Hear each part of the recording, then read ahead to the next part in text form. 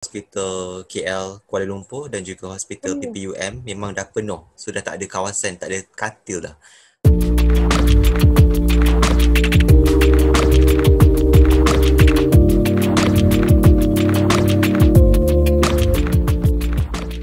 Hai semua, selamat hari pertama PKP. Hello. Sempat dekor rumah yang kat belakang tu cantik rumah korang. Alhamdulillah. Okay, so sempena hari pertama PKP ni, kita nak buat satu segmen Remaja React. Tetapi pada kali ini, kita tak akan react kepada artis ataupun music video ataupun filem ke apa. Tapi kita akan react kepada situation kita sekarang. Which is PKP kita baru 2.0. kita sedang melalui PKP 2.0 ataupun MCO 2.0. Sebenarnya korang expect ke kita akan PKP untuk kali kedua ni? Ya. Kes semakin naik. Adakah korang 3,000 kan malam? Ha? 3,000 lebih tau. 3,309. Ha. So korang ni sebenarnya adalah punca ke tak? Cuba balik kampung. Ana bukan hari tu bercuti ke? Punca lah. Kita balik kampung je, okey? Kita pergi info. Kita pasal kampung. Wani pergi bercuti. Wani penyumbang. Punca. Mari pergi Bukit Tinggi. Tapi Faiz pergi Bukit Tinggi. Oh, nasib baik Faiz pergi masa tu tak ramai orang. Tapi Wani pergi Melaka yang ramai orang. Tapi Melaka kes rendah lah. Biasa je. Tapi Melaka kena Ain ulangan Shah Alam KL. Kita yang baik. Duduk rumah.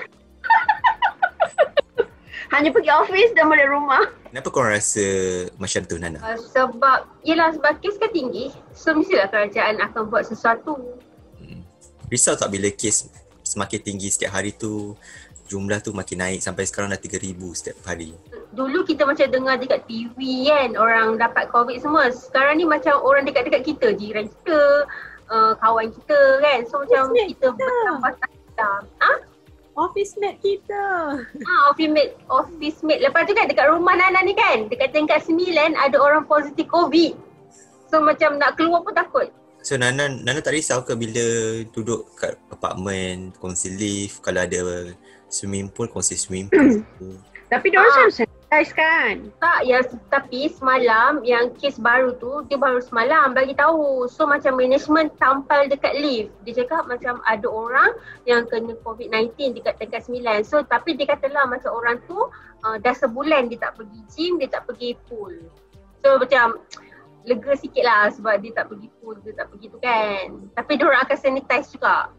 Okay, macam Ain dengan Wani pula, macam mana kes-kes yang di lokasi rumah korang? Kalau kita kalau kerja biasanya kita duduk kat Shah Alam. Jadi on weekend saja akan duduk dekat KL. But kalau hari tu lah kita tengok My Sejahtera. Kalau dekat KL ni kan kita boleh detect kan. Maksudnya kalau kita tekan berapa orang tu. Kalau hari tu dalam 40 something juga tau yang positif. Tapi kita tak tahu. Tapi dia kata the nearest one lah kan. Tapi kalau untuk dekat perumahan kita ni, Alhamdulillah lah kita belum dengar lagi orang positif COVID. Tentu ada orang macam dah positif tapi dia sembunyikan sebab nak quarantine seorang-seorang kat rumah. Itu kita tak pasti. Tak mungkin kok. Mesti makcik-makcik sini dah cakap dulu dah kalau ada positif. Sebenarnya benda tu yang paling Faiz risau tau. Kalau macam orang dah positif tapi dia senyap. Dia tak bagi tahu. Dia senyap and sebab kita tak tahu tindakan dia. Mungkin dia tak ada gelang pink ataupun gelang apa-apa warna lah kan. So kita tak tahu dia ni ada potensi ke tak untuk jangkitkan orang lain. Malam kan yang management tampal tu kita pun check lah dekat rumah kita kan. Rupanya kita duduk sebelah Hotel Gino tau. Rupanya dekat Hotel Gino tu. ada 5 kes. So wow, banyaknya. Kita macam terkejut. Hotel Gino tu memang digunakan untuk kuarantin orang sakit ke? Tak lah. Residen lah tu, residen kan? Dia residen dengan hotel lah. Mungkin orang dekat situ lah kot. Macam Wani pula, macam mana?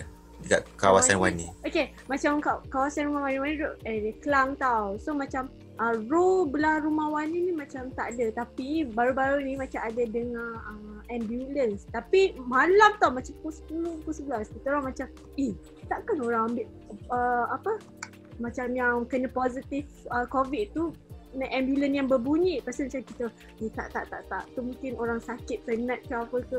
Macam husnuzon. Padahal takut. Macam kalau dekat KL, macam semalam yang kenyataan media daripada Istana Negara tu, dia ada cakap kalau dekat hospital KL Kuala Lumpur dan juga hospital PPUM memang dah penuh. Sudah tak ada kawasan, tak ada katil dah. Sampai ke katil ICU pun diorang gunakan untuk tempatkan COVID patients. Kalau macam dekat Sungai Buloh pula dah 83% penuh. So tinggal sikit je. Sebab tu macam kebanyakan orang yang di Lembah Kelang ni memang diorang nasihatkan kalau boleh quarantine di rumah, memang kena quarantine kat rumah lah. Tapi masih kena contohnya kalau let's say orang-orang yang ternet, contoh macam warga emas ataupun orang yang berpenyakit, ada sakit jantung ke apa semua tu, memang diorang prioritize orang-orang tu lah. Tapi macam orang muda macam kita, kalau kena memang kena quarantine kat rumah je. Korang tengok tak macam yang masa perutusan Perdana Menteri yang pasal darurat tu? Kan dia kena ada kecam cakap, tu ke? bukan, dia kata kalau yang darurat tu hospital swasta pun macam boleh digunakan untuk quarantine. Kita better. Prince Scott ke? So kita boleh pilih hospital lah ni. You boleh ambil tu ke? You boleh ambil Prince Scott sebelah Shah Al-Yahya waktu dia beranak nanti. Wah. So keputusan darurat tu sebenarnya bukanlah untuk orang kata tentera memerintah ke apa, tapi untuk mendapatkan kerjasama daripada semua pihak termasuk swasta untuk membantu, especially daripada side medical. So selepas ni kalau contohnya macam hospital di hospital apa orang panggil? Hospital government dah tak cukup tempat ataupun tak cukup sumber untuk membantu, medicine tak ada. So dekat situlah kita kerajaan ataupun pihak berkuasa tu boleh ambil charge untuk gunakan sumber-sumber daripada hospital swasta juga untuk kebaikan rakyat. Tapi kan korang tengok tak dekat MAIPS yang dewan sebesar-besar, kan MAIPS punya dewan kan besar gila and full kan, orang kata MAIPS yang dekat yang ada maze runner buka, dia nak discharge beberapa orang, macam sekumpulan orang kot, dia buka je dia punya apa tu panggil apa macam maze runner tu kan, macam orang bersorak macam tu, meriah lah sebenarnya, tak adalah macam isolated macam ni, takut macam yang diheboh-hebohkan kan. Kita nak buat video kat sana tak? Oi. Alah. Pakai baju PPE. Kita nak experience juga macam mana kehidupan orang kat sana. Okay, ada sesiapa tak antara korang yang terkejut bila pengumuman darurat dibuat? Secara tiba-tiba. Dia tak terkejut tau, tapi dia macam takut. Macam menteri lah. Sebab perkataan darurat tu kan. Dia macam berdebar-debar cerita. Darurat. Korang rasa sepanjang PKP kedua ni kes akan menurun ke ataupun masih sama ataupun akan disambung mungkin sampai ke Ramadan ke? Kita dah siap. Tak mungkin lah sebab masa bulan 3 pun kes dalam 200 lebih kan. Kita kuarantin sampai 3 bulan. So this time 3,000. So you bayangkan lah how nak reduce dalam masa 2 weeks. Tak mungkin. So tapi kan macam Fairah rasa walaupun Fairah dapat rasakan dia akan panjang lagi PKP ni, cuma mungkin lebih longgar sikit daripada yang lepas. Contohnya macam budak nak ambil SPM boleh balik ke sekolah. Parents nak hantar budak balik ke sekolah berasrama, so boleh merentas negeri. So benda-benda macam tu mungkin akan lebih longgar lah. Tapi dari segi PKP tu mungkin memang akan lama lagi sebab terlalu banyak sangat kes yang berlaku sekarang. Saya rasa macam memang PKP yang 2.0 ni dia macam banyak pelonggaran kot. Sebab macam kita rasa PKP yang first tu macam orang nak, macam jalan raya macam lengang kan. Tapi pagi ni kita tengok macam dekat kita macam biasa je, cuma dia kurang sikit kereta dekat jalan raya. Semalam korang ada sesiapa yang keluar daripada rumah? Tengok jalan tak? Oh tak. Tapi kita tahu jam teruk kan. kita balik KL. Teruk tak jam? Daripada Shah Alam macam mana? Berapa jam perjalanan Shah Alam ke KL? Tak sampai 2 jam lah, tapi kereta memang banyak. Tak sampai. Cuma biasanya hari Jumaat je yang akan padat. Tapi semalam tu memang nampak, tapi kan bukan kat highway je, pagi siang pun masa kita pergi beli makanan pun kat section 18 tu macam hari raya. Kita rasa macam hari raya, yes. Itu dia punya point. Bila malam kan kita macam malam raya, macam saya je dah balik kampung. Over lah. Kenapa sebab orang panic buying ke? Tak, sebab orang nak balik ke kawasan yang orang nak tinggal. Okay, some of the last questions macam Nana rasa patut ke ramai-ramai netizen mengecam ahli politik kat social media? Sebenarnya kita jaga dia tak ambil part pasal politik ni sebab kita meneruskan hidup kita macam biasa je kan. Tapi macam bila kita fikir balik, macam kan kita punya negara tengah teruk, COVID semua. Lepas tu macam bila nak ada peralihan Pilihan raya. Pilihan raya lah. Macam memang tak, kita rasa lah macam tak masuk akal lah. Benda kita masih teruk. Lepas tu macam ada benda yang nak apa? Kuasa. Nak kuasa, nak gila kuasa macam tu. Tapi Wan rasa yang kes meningkat ni pun disebabkan pilihan raya juga kan. So kalau macam kita buat lagi pilihan raya, nanti lagi macam double triple the numbers. Tapi kita rasa yang pilihan raya tu satu sebab lah. Tapi sebab yang paling utama mungkin sebab rakyat sendiri kot. Kita yang tak jaga SOP. Macam bila dapat rentan negeri semua nak pergi bercuti kan. Betul macam semua lupa macam tu. Cuma Fai nampak ada a few yang macam bukan setakat mengkeji tapi dia macam mencerca dan mengharapkan orang matilah, beberapa ahli politik matilah sebab dia yang mencetuskan kes yang semakin naik. Saya rasa macam benda tu is very childish tau, sebab I think kita duduk kat Malaysia ni bukannya orang politik je yang duduk Malaysia, rakyat pun duduk Malaysia juga. So tak semestinya hanya mereka je yang melakukan kesalahan. Ada je orang-orang macam kita nampak dekat portal ataupun kat remaja sendiri pernah ceritakan yang ada orang yang tak mengikut SOP semua tu. So nak tunding jari kat satu pihak je macam tak boleh juga kan. Ada je macam industri kilang yang macam sorokkan pekerja kena COVID lah semua tu. Kumpulkan pekerja di rumah yang sempit, ramai-ramai duduk kat situ. So macam setiap orang ada je cerita dia yang lead up to this number. So tak boleh macam menunding jari kepada ahli politik je lah sebenarnya kan. And jangan nak doa kat orang mati. Sebab kadang-kadang doa tu akan berbalik kat kita balik. Kalau bukan kita, mungkin keluarga kita ataupun orang yang kita suka, orang yang kita sayang macam tu. Okeylah, sekian tazkirah daripada Pak Aiman. Tazkirah saya. Sebab saya macam I don't know. And another thing kan, sometimes ada orang macam suka PKP diadakan sebab tak payah keluar rumah, boleh bekerja dari rumah. Ada orang mungkin macam happy sebab tak payah pergi sekolah kan.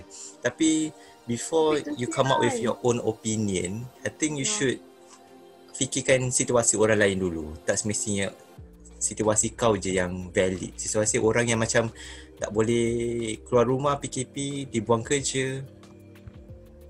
So macam benda-benda tu it is not nice lah untuk kita macam suka seorang-seorang tapi orang lain merana macam tu. Apa korang rasa trend yang akan muncul sepanjang PKP ni? Dalgona muncul kembali. Bosan dah Dalgona. Masak apa? Lain lah. Mungkin grup yang Facebook yang masak tak jadi tu akan kembali aktif sebab sebelum ni dah tak aktif. Mungkin dia kembali aktif balik. Apa masak apa tak jadi? Masak apa tak jadi? Kan? Masak apa kali ni? Tak jadi. Dia yang tak jadi tu. Kita rasa orang akan masak lah. Resepi tu akan ada sentiasa. Betul? PKP tak PKP, orang akan share masakan mungkin.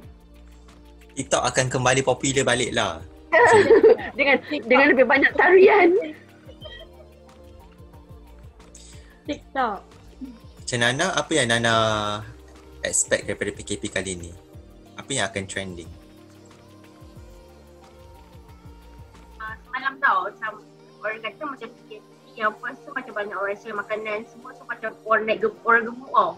So macam yang ni 2 weeks macam banyak kawan-kawan kita macam dia share dia nak buat IF untuk 2 minggu. Oh ya. So jadi kata macam mungkin 2 minggu dia try lah sebab dia duduk rumah kan. So macam dia try diet sendiri kat rumah, buat IF macam tu. Tapi tak tahu lah. yang akan terjadi. Tak jadi Kat rumah lah paling sedap makan. kan? Sentiasa ada makanan. Nasi pun tu sedap tak? So saya rasa ada ramai je karya-karya baru yang akan keluar. So kita kena tunggulah. Mungkin ada karya baru daripada, mungkin ada album baru, album PKP ke, macam ala-ala Taylor Swift yang akan keluar daripada artis Malaysia, kita tak tahu. Okay, anyway, selamat ber-PKP di rumah. Jangan keluar rumah kalau tak perlu. And apa pesanan korang kepada orang yang tengok sekarang? Duduk rumah, jaga diri. Kita macam kita kalau nak keluar, kalau nak berbarang semua kan, cuma itu SOP lah. Dan jangan pentingkan. Betul. Macam Wani pula, stay safe and kalau nak beli barang tu mungkin macam seorang je kot yang keluar. Lepas tu balik-balik beli barang tu, basuh tangan, mandi, jangan sentuh anak-anak atau sentuh budak-budak kecil ke, orang tua ke, kalau yang tinggal dengan family kan. So macam, ya betul cakap Nana, macam jangan selfish. Itulah, jaga penjarakan sosial tu. Macam mak-mak Makan di rumah, tak payah beli. Ya tak? Semua pesanan mak-mak. Semua benda yang diorang cakap tu. And another thing is, jaga status masing-masing. Jangan pakai cakap je, jangan nak macam apa orang kata, nak melahar je kat social media. Sebab orang kata masa PKP ni dia punya emosi dia tak stabil. So macam before kita post something tu, kita kena fikir dulu. Satu. And then another thing is, Jangan kau nak berangan, nak kahwin lah, nak buat majlis lah. Ada orang yang bukan negeri PKP tu, walaupun korang PKPB atau PKPP tu, kau jangan nak berangan, nak buat majlis besar-besar tu. Okay, thank you semua. Selamat ber-PKP. Bye. Bye.